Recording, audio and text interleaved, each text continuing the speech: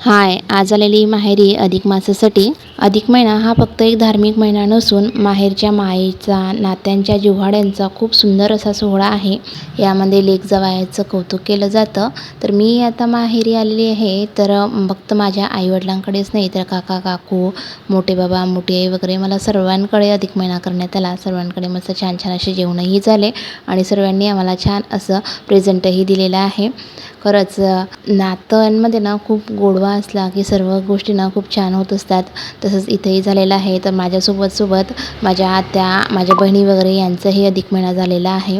आणि आता आपण न्यू ट्रेंड वगैरे बघतच आहोत की आता आईची ओटी भरली जातेच.